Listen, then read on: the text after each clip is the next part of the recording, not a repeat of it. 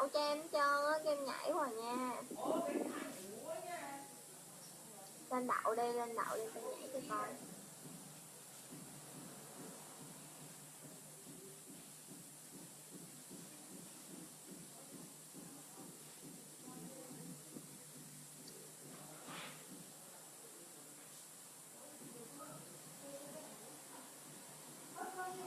Em ở Đồng Tháp nha anh Hậu.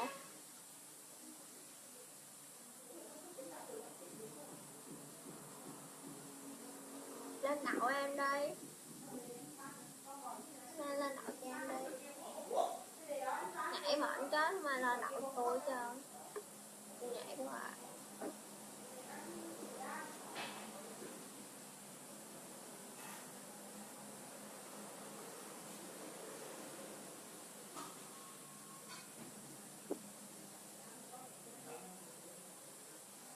Lên đậu cho em nó đi mọi người. Thế anh Hậu. Không lên đậu quá tao nhảy lên mệt chết luôn.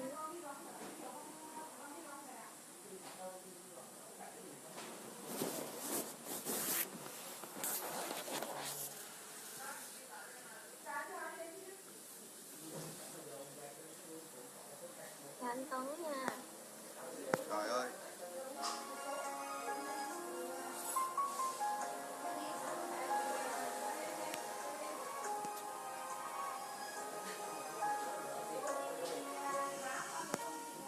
Đâu bên nó nắng. Giống như bãi chiếc mô tô vô hàng kia bãi chiếc mô tô tới. Nói chung là nó đua đó. Đang đua với nhau mà.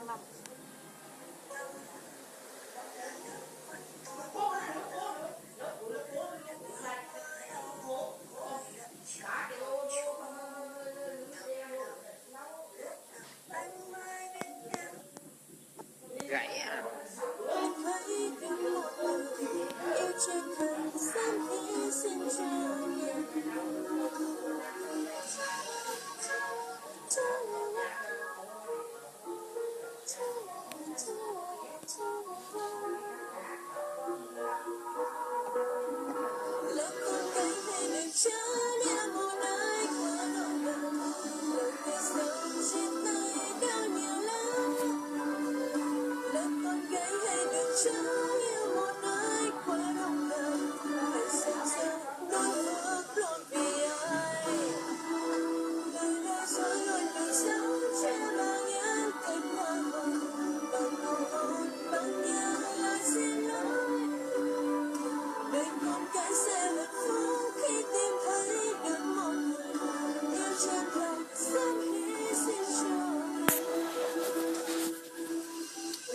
Đúng không?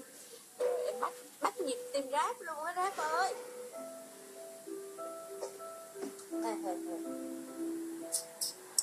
Giờ tao hồi nãy anh nói ít vội vàng mà cái bài đó khó hát quá à.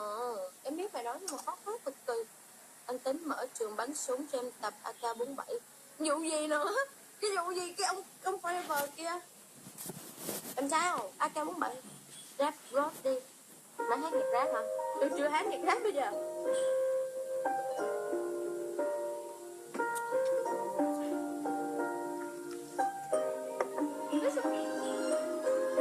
Avatar nào?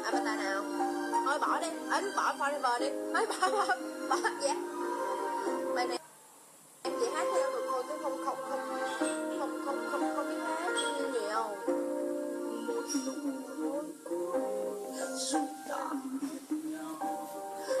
Mai mình sẽ mất nhau thật sự.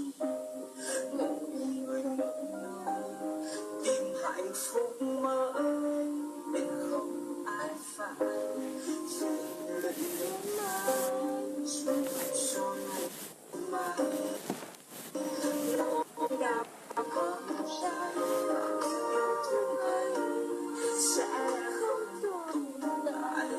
Anh cũng sẽ phải hướng đến tương lai để kiếm cho mình một người kế vai.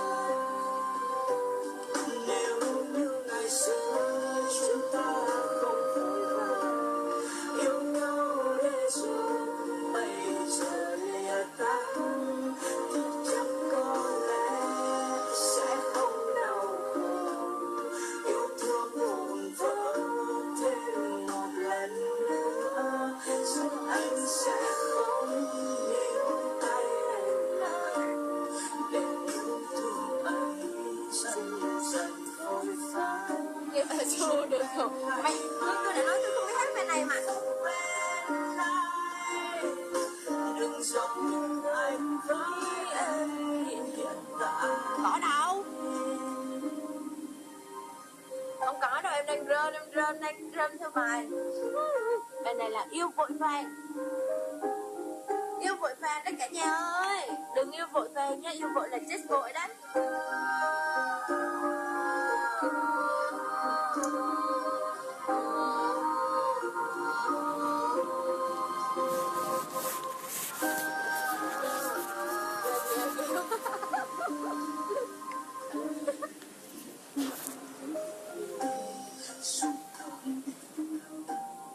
Ngày mai mình sẽ mất nhau thật suốt.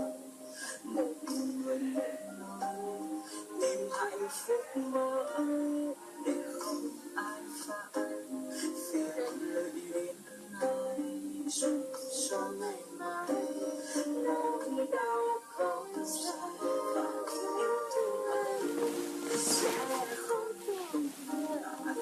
Anh cũng sẽ phải hướng đến tương lai để kiếm cho mình một người thế vai. Nếu như ngày xưa chúng ta không phù hợp, yêu nhau đến rồi bây giờ Em đọc ra. sẽ không Đúng hát nữa. yêu thương vụn vỡ thêm một lần nữa, giúp anh sẽ không níu tay em lại. Em đang học tập rap. Yêu thương anh dần dần phôi phai. Ông nội kia làm em đứng thì thành công rồi. Ngày mai hạnh phúc bên ai. Hát thế nào cũng tại bị chê. Hát kiểu nào.